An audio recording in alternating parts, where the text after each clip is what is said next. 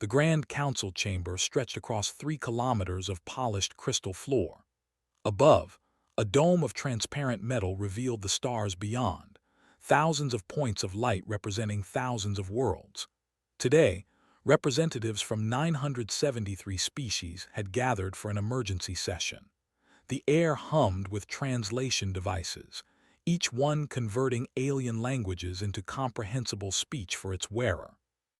Park sat alone in the human delegation section. His gray suit looked plain compared to the elaborate robes and armor worn by other delegates. He carried a simple leather briefcase and wore no weapons, no ceremonial decorations, no marks of rank. To the assembled aliens, he appeared unremarkable, just another diplomat from a newly discovered species. At the center of the chamber, the Grand Marshal rose to his full 3-meter height. His scales gleamed purple under the artificial lights.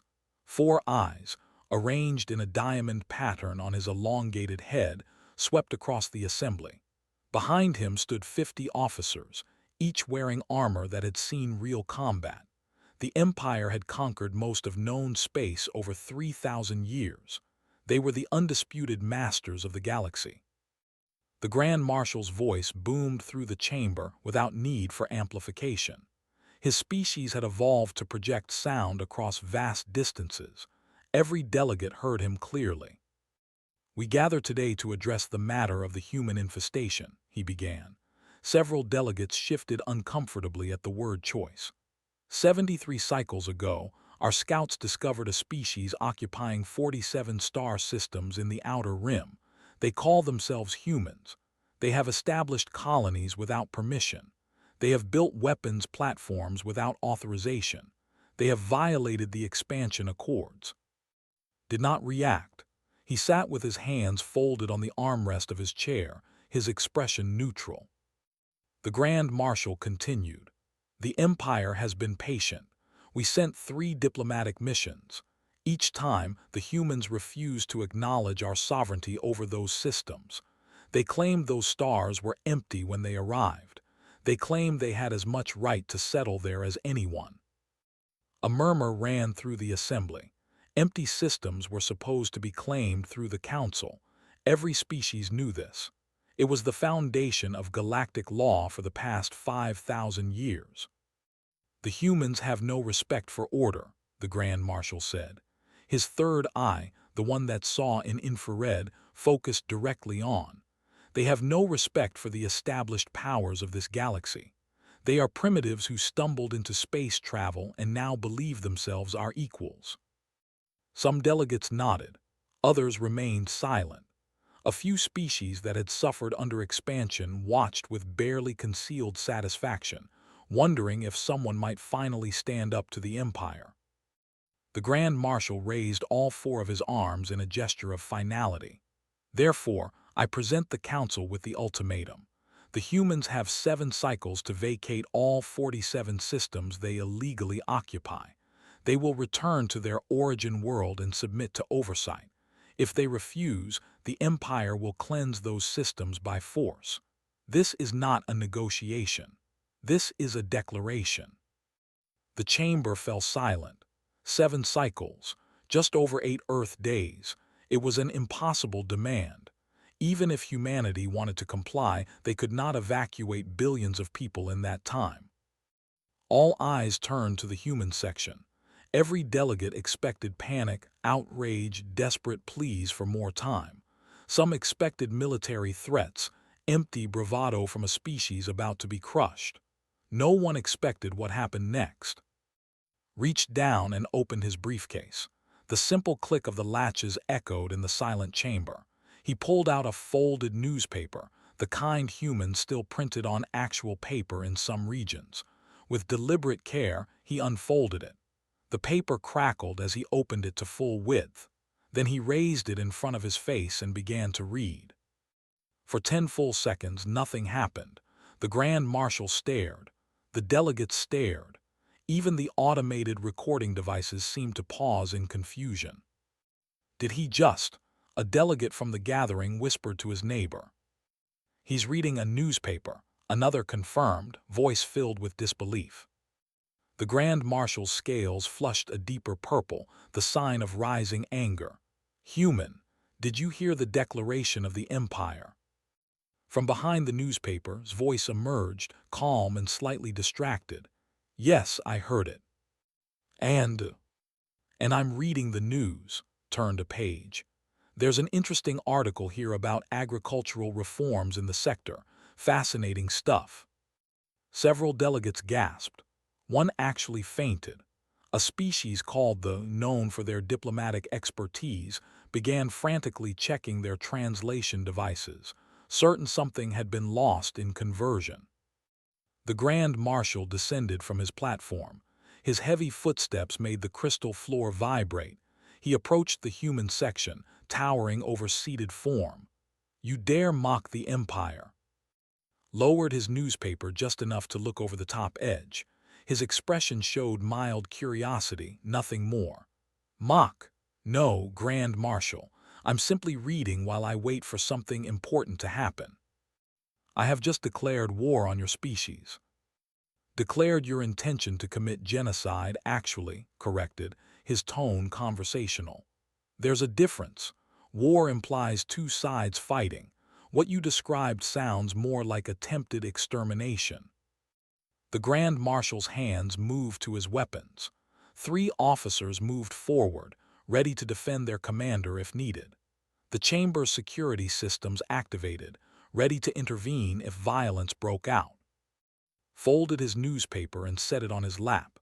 He looked up at the Grand Marshal with eyes that held no fear, no anger, no anything. Just a calm, measuring gaze. "Is there something else you need, Grand Marshal? Because the council session appears to be over and I have dinner plans in 2 hours." Ambassador, representing the neutral Confederation of Independent Worlds, watched from her section across the chamber. She had studied humans for the past year, preparing briefings for the Confederation leadership. She had read their history, analyzed their culture, interviewed their diplomats, and she understood something the Empire did not. Was not being disrespectful. He was not panicking. He was not even particularly concerned. The newspaper was not a joke or an insult. It was a statement. It said, clearer than words ever could, "Your threats mean nothing to us." The Grand Marshal realized he was not getting the reaction he wanted. With a snarl, he turned back to the council leadership. "The ultimatum stands. 7 cycles. If the humans are still in those systems, we will remove them." He stormed from the chamber, his officers following. The moment the left, chaos erupted. Delegates began shouting questions, demanding explanations, calling for emergency votes. Through it all, sat quietly, picked up his newspaper again, and continued reading about agricultural reforms. Made a note in her. She had a feeling the galaxy was about to learn something very important about humans, and she suspected it would not be pleasant. 3 days passed. In that time, the galaxy held its breath. News networks across 1,000 worlds broadcast constant updates about the human situation. Betting markets opened on how quickly the fleet would crush human resistance.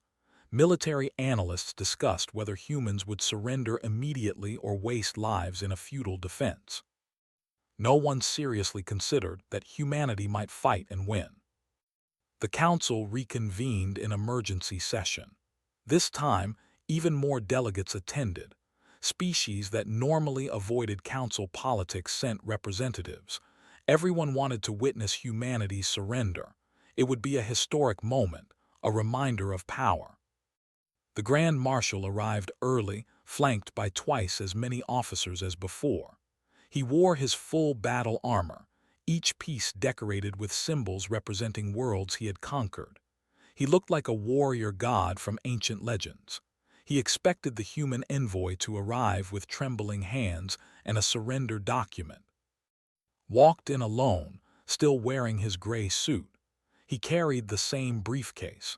He did not look tired despite 3 days of presumably frantic communications with Earth. He looked like a man who had spent the time relaxing.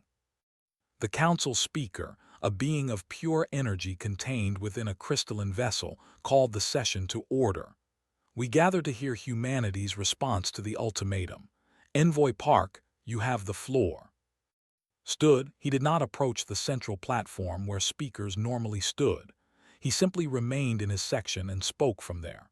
His voice was clear but not loud. The translation devices carried his words to every delegate. Thank you, speaker. Before I give Earth's official response, I'd like to tell you all a story. It won't take long. The Grand Marshal leaned forward, scales rippling with anticipation. He expected begging disguised as a story, perhaps an appeal to mercy wrapped in human sentiment. 400 years ago on Earth, humans fought a war we call World War I. It lasted 4 years. 9 million soldiers died.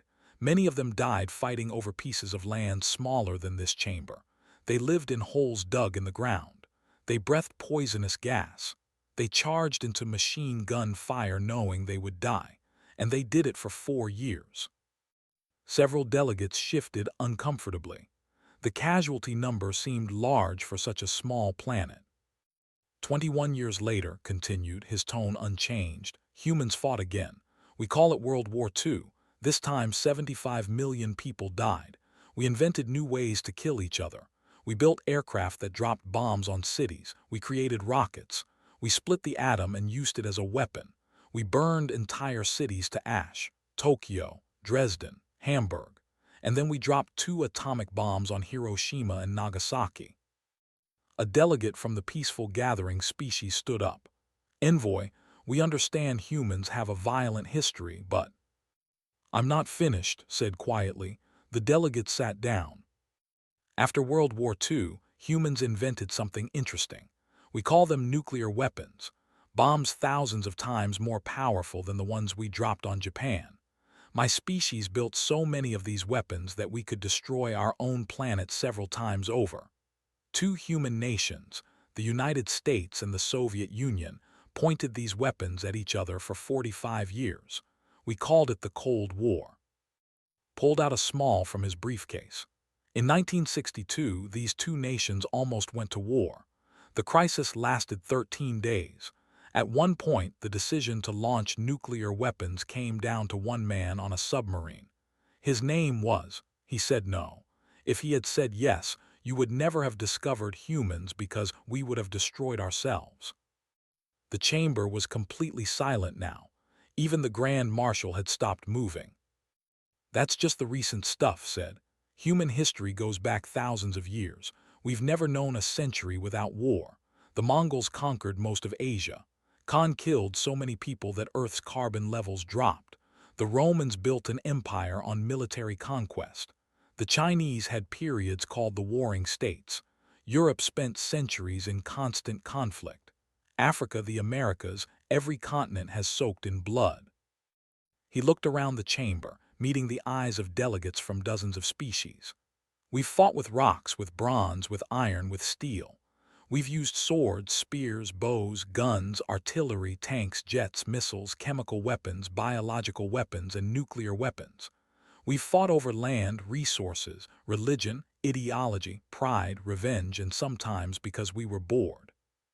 A delegate from a minor species called out, "What is your point, human, that you are barbarians?"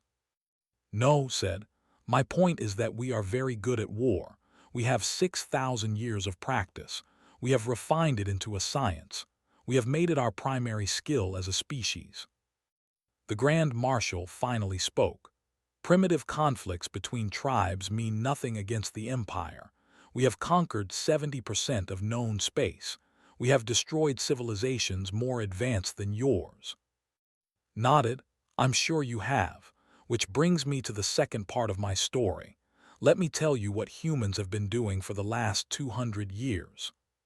He tapped a hologram appeared above the council chamber, visible to all delegates. It showed Earth's solar system. When we developed faster-than-light travel, we expected to find empty space. Instead, we found you, all of you, and we learned very quickly that the galaxy was not a friendly place. The hologram zoomed out, showing human-controlled systems. We found records of the conquests, the extinction, the enslavement, the genocide. We read about the expansion wars. We studied how the empire operates. Another delegate interrupted. The council has rules, the follow. The follow rules when it benefits them, said flatly. We studied that too. Every species the destroyed made the same mistake. They trusted council law. They believed in diplomatic solutions. They thought civilization meant something. He closed the hologram. Humans made a different choice. We decided never to be victims. So for 200 years, while we've been polite at council meetings and followed proper procedures, we've also been preparing. The Grand Marshal laughed. It was a harsh, barking sound. Preparing. You think 2 centuries of preparation matches 3 of experience? No, said. I think 2 centuries of human preparation, backed by 6,000 years of human warfare experience, backed by a species that almost destroyed itself multiple times and somehow survived, might be something you haven't encountered before. He picked up his briefcase and pulled out another document. This is Earth's official response to your ultimatum, Grand Marshal.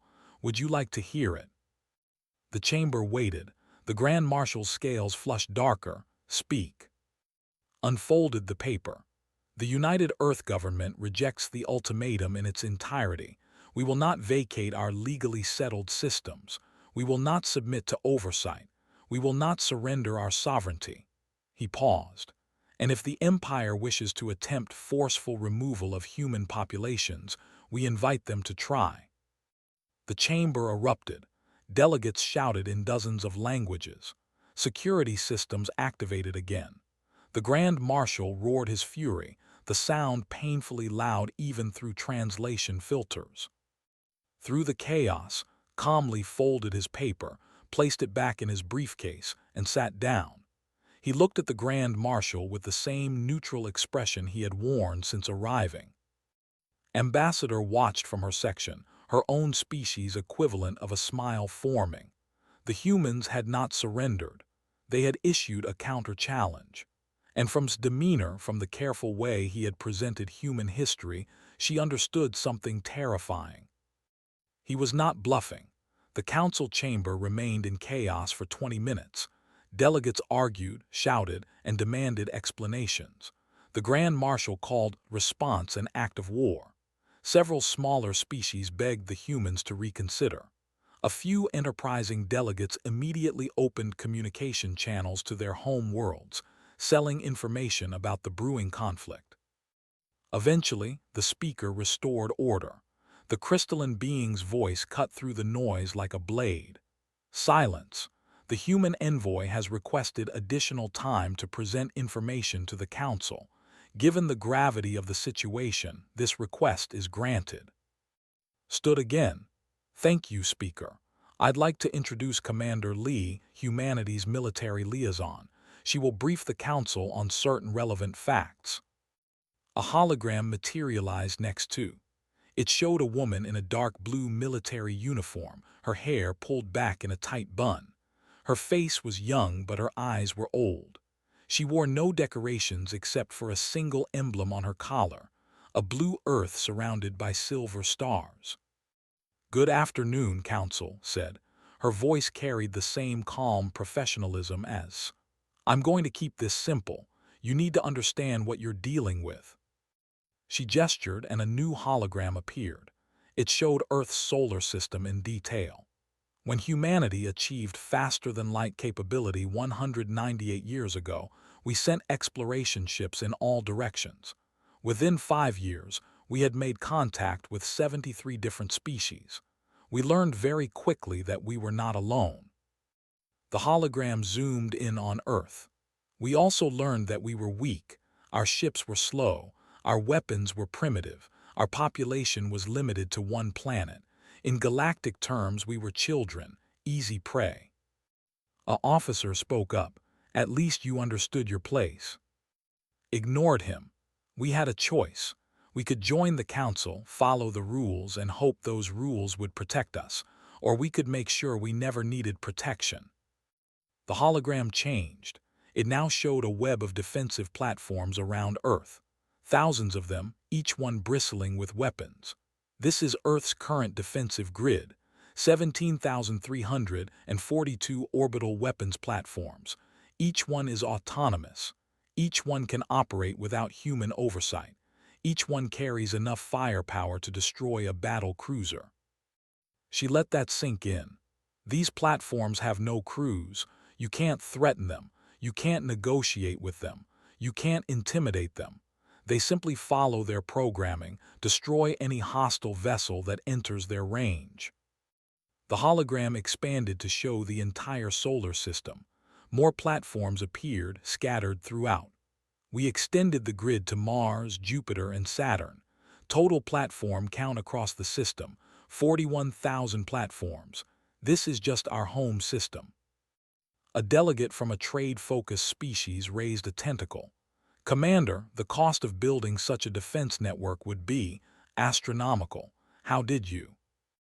The asteroid belt said simply. Between Mars and Jupiter there are millions of asteroids. We put factories on the largest ones. Those factories built more factories. Those factories built the platforms. It's been running for 180 years. The initial investment was large. The maintenance cost is minimal. She changed the hologram again.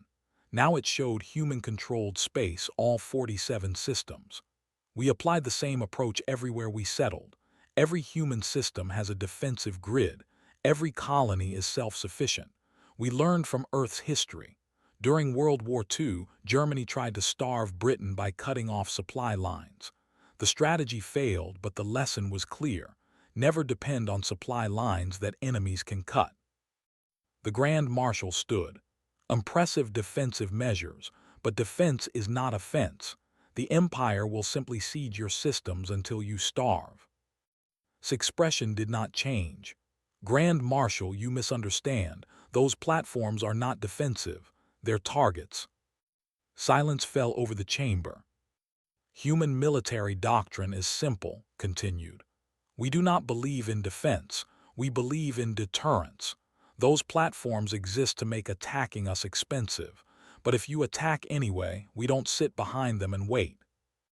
She pulled up new images, shipyards, massive constructions in deep space.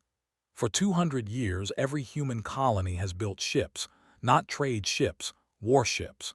We currently maintain a standing fleet of 8,000 capital ships, 40,000 cruisers, and 200,000 smaller vessels.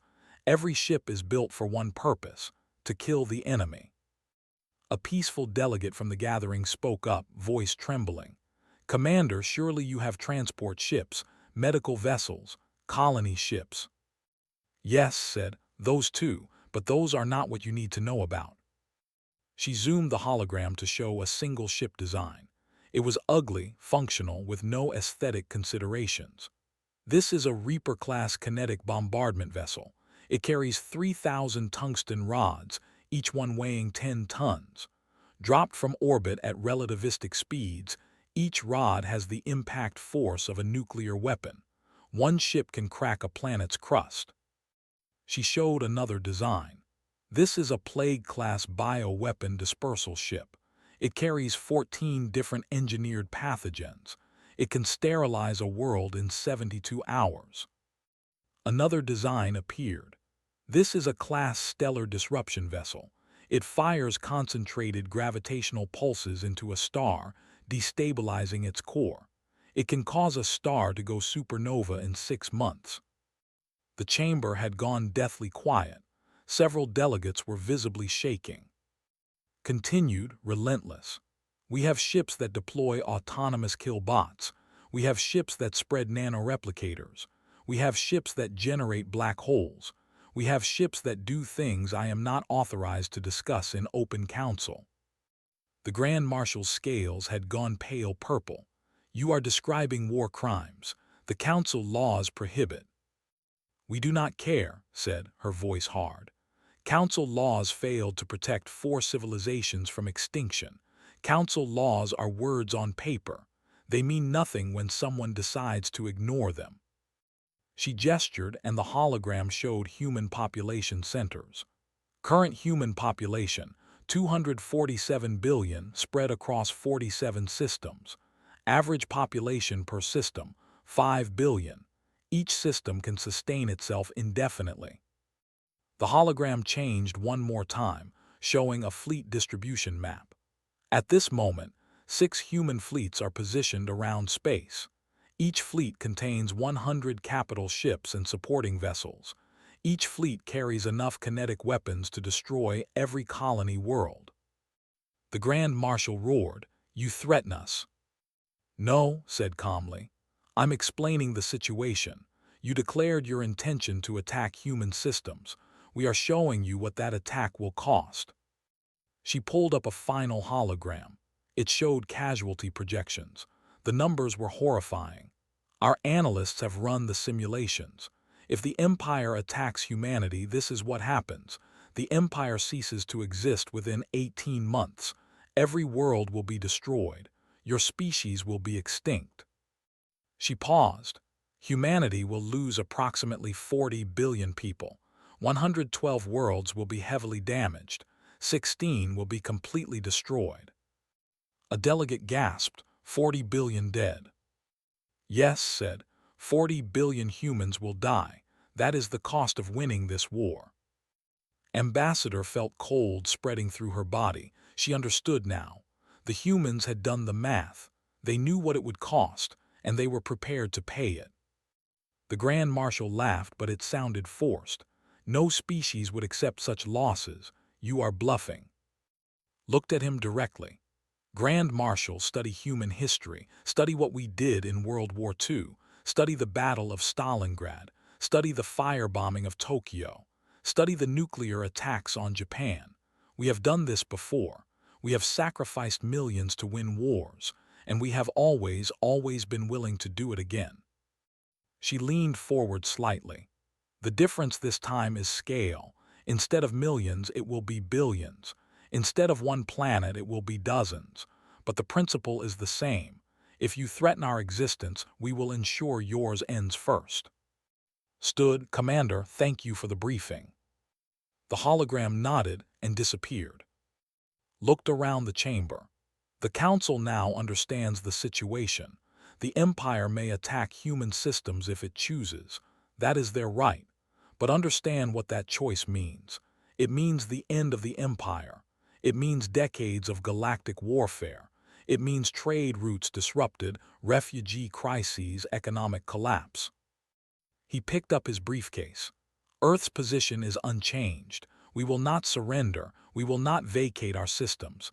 If attacked, we will respond with every weapon at our disposal. There are no rules in human warfare, no limits, no mercy." The chamber remained silent as sat down. Every delegate understood that something fundamental had changed. The galaxy had discovered a new species, and that species was absolutely terrifying. The council chamber exploded into arguments the moment finished speaking. Delegates abandoned their seats and formed clusters throughout the massive space. Some species demanded immediate sanctions against humanity for threatening galactic peace. Others called for sanctions against the Empire for provoking the crisis. A few simply wanted to flee before the shooting started. The Grand Marshal stood at the center of the storm, his 4 eyes burning with rage. "The humans are lying. They cannot possibly have the weapons they claim. It would require resources beyond." "They are not lying." Ambassador's voice cut through the chaos. She had activated her section's amplification system, making her words audible to everyone. "The Confederation has been monitoring human space for the past year. We can confirm everything Commander said." Every eye turned to her. The Confederation of Independent Worlds was neutral by treaty and by choice. They had no stake in conflicts between other species. If said something was true, it was true. She stood, her silver diplomatic robes flowing around her. "The Confederation Council asked me to prepare a full analysis of humanity after their discovery. We sent observation vessels. We monitored their communications. We studied their industrial output." She tapped her own, projecting data into the chamber's shared holographic space. "The human claim of 17,000 orbital platforms around Earth is accurate. We counted them. The claim of 41,000 platforms throughout their home system is conservative. Our observers counted 43,000. The asteroid belt factories are real. We watched them operate. A delegate from the Merchant Coalition called out, "But the weapons, the planet-killing ships, those must be exaggerations." Shook her head. "We observed human weapons tests. 3 months ago, they detonated a device in an uninhabited system. The explosion was detected across 70 light-years. 2 months ago, they tested what they call a relativistic kill vehicle on an asteroid. The asteroid was 40 kilometers wide. It no longer exists." She pulled up more data. The Confederation's military analysts have spent 6 months studying human capabilities. Their conclusion is unambiguous.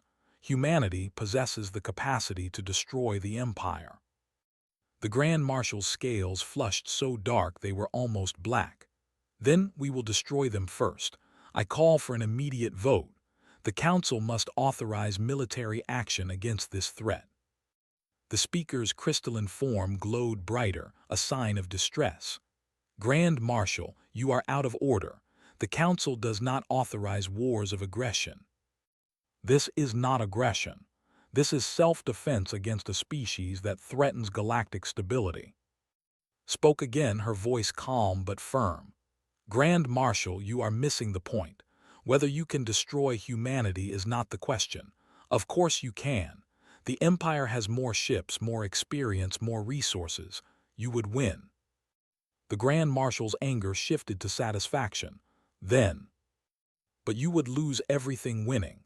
Projected a new hologram. It showed a complex web of data, fleet movements, resource allocations, casualty projections, economic impacts. The Confederation's analysis projects the following outcome if the Empire attacks humanity. She highlighted the first set of data. Month 1.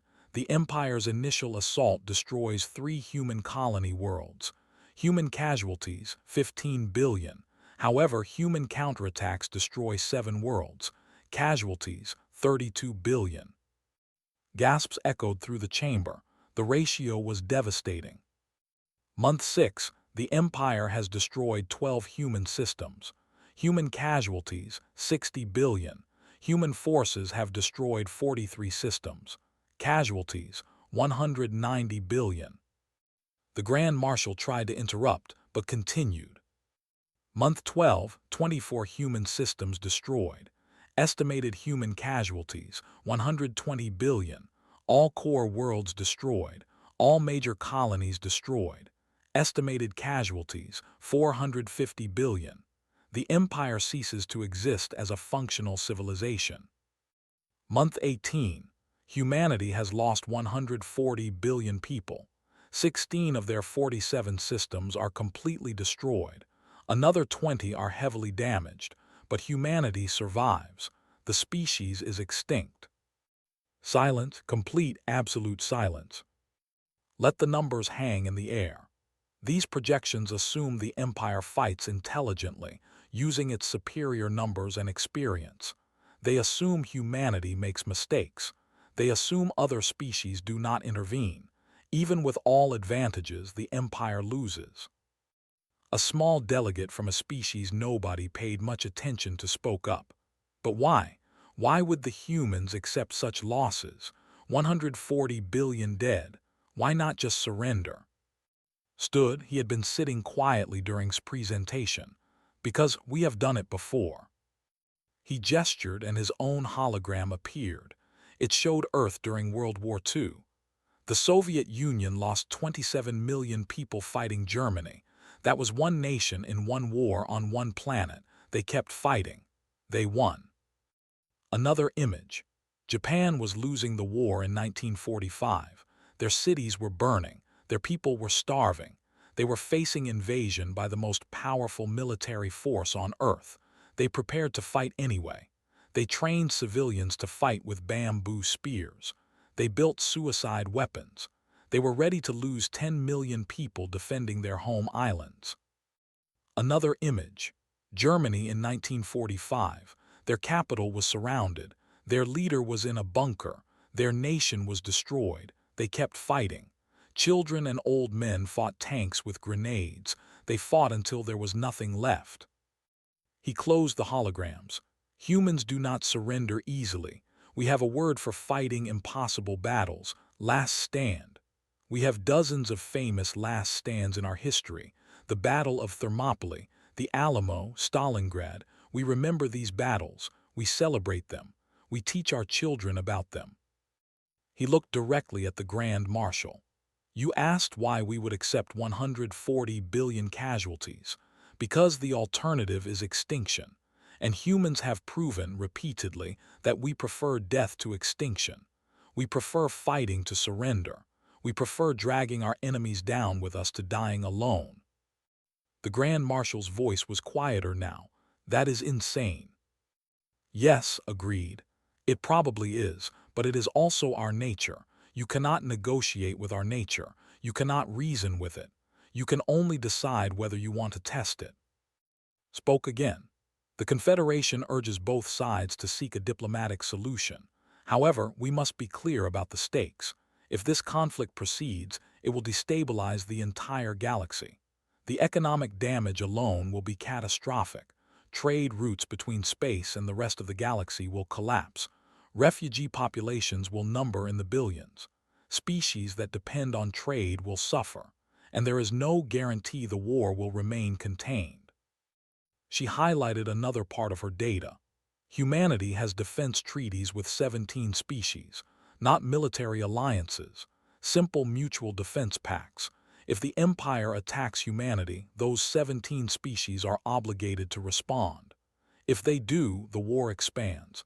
If it expands, other alliances activate. Within a year, half the galaxy could be fighting. A delegate who had been silent until now stood up. She represented a species that had enslaved 2 centuries ago. I want to propose something, not a solution, just a question. She looked around the chamber. Why are we debating whether humans have the right to defend themselves? The Empire demands they vacate legally settled systems, systems that were empty when humans arrived, systems that are now home to billions. The Empire threatens genocide if humans refuse. And we are debating whether humans are the problem. Several other delegates from historically oppressed species stood in agreement. The delegate continued. For centuries, the Council has allowed the Empire to expand without limit. We have accepted their conquests. We have legitimized their occupations. We have looked away when they destroyed species that resisted. And now, when one species has the power to resist, we call them the threat. The Grand Marshal turned his fury on her. The know their place, you speak without. I speak with the full authority of the Representative Council, she said coldly. And our position is clear. If the Empire attacks humanity, they will support humanity. 3 other species immediately stood and declared similar positions. The political landscape was shifting. Watched it all with the same neutral expression. He had known this would happen. Commander had known. Earth's leaders had known. The threat of devastating war was forcing the galaxy to finally confront what it had ignored for. The Empire was a tyranny, and tyrannies only understand force. The speaker called for order. The Council will vote in 3 days. The motion before us is whether to impose restrictions on expansion and grant formal recognition of human territorial claims. The Grand Marshal roared his objection, but the speaker's glow intensified, overriding him. This session is adjourned. As delegates filed out, packed his briefcase. The Grand Marshal approached, his officers surrounding him. You have won nothing, human, the Grand Marshal snarled. The Council may vote, but the Empire will not be bound by their decision. If we choose to attack you, we will. Looked up at the towering alien.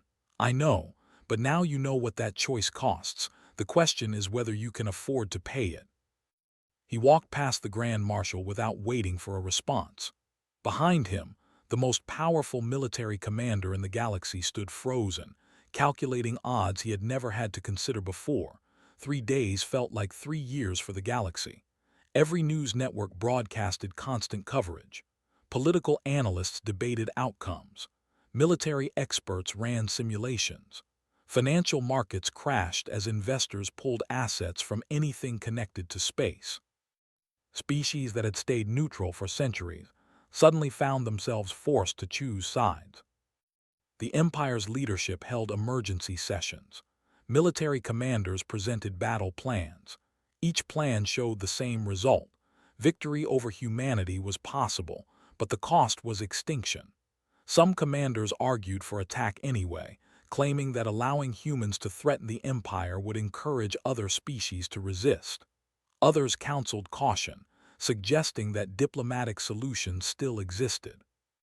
The Grand Marshal listened to all of them.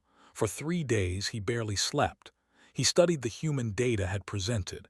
He reviewed his own military intelligence. Every analysis confirmed what he did not want to believe. The humans were not bluffing. They had the weapons. They had the will. They would fight. On Earth, billions of humans went about their daily lives, mostly unaware that their species stood at the edge of galactic war. The government had not told them about the crisis. There was no point. If war came, there would be time to prepare. If it did not, there was no reason to cause panic. Park spent those 3 days in his quarters on the council station. He did not attend diplomatic receptions or strategy sessions. He read his newspapers, drank tea, and waited. Commander had asked him if he was nervous. He had smiled and said no. Everything that could be done had been done. Now they would see if they were smart enough to back down. On the 3rd day, the council reconvened. Every seat was filled. Species that normally sent junior diplomats had sent their highest officials. This vote would define galactic politics for generations. The speaker floated at the center of the chamber. We vote today on Resolution 7743, Restrictions on Expansion and Recognition of Human Territorial Claims. This resolution includes the following provisions. The Empire shall cease all expansion activities for a period of 50 years. The Empire shall recognize human territorial claims in all 47 currently occupied systems. The Empire shall pay reparations to species previously affected by unauthorized expansion. The Council shall establish a military observation force to ensure compliance. The Grand Marshal stood. The Empire rejects these terms. We will not be dictated to by lesser species. We will not accept restrictions on our sovereign rights. The speaker's glow dimmed slightly, a sign of sadness. Then the Empire rejects peace. Let the record show. Wait. The voice came from the section, but not from the Grand Marshal. One of his officers had stood. He was older, his scales marked with scars from dozens of battles. Grand Marshal, permission to speak. The Grand Marshal's eyes narrowed. You have no authority. I am Fleet Commander. I have served the Empire for 90 years. I have conquered 14 worlds. I have led fleets in 30 campaigns. The old's voice carried weight. And I am telling you that if we attack the humans, I will not lead that fleet. Stunned silence. An officer refusing orders was unthinkable. Continued. I have studied the human data. I have run the simulations. Every analysis reaches the same conclusion. We can destroy them, but they will destroy us first. The Empire will cease to exist. He looked around at his fellow officers. Is pride worth extinction? Another officer stood. Then another. Within minutes, 20 officers were standing, all of them refusing to lead the attack on humanity. The Grand Marshal's scales went pale. He was losing control. You are all cowards, traitors. No, said quietly. We are survivors, and we know a losing battle when we see one. The chamber erupted in whispers. The unthinkable was happening. The military was refusing to fight. The Grand Marshal looked around desperately. He had lost, not to humans, not to the Council, but to his own people who finally understood what he had refused to accept. Some victories cost more than defeat. The speaker called for order. The vote will proceed. All species present will cast their decision. The voting took 20 minutes. Each species indicated their choice through their section's control panel. The results appeared in the holographic display. 947 species voted in favor, 53 voted against. The resolution passed. The Grand Marshal stood frozen. 73% of the galaxy had just voted to restrict the Empire. It was a humiliation beyond anything they had experienced in 3,000 years. The speaker announced the result formally. Resolution 7743 is adopted. The restrictions take effect immediately. The Empire has 30 days to withdraw from contested territories and begin compliance.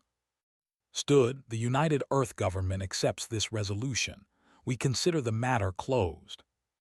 He picked up his briefcase and walked toward the exit. As he passed the section, the Grand Marshal grabbed his arm.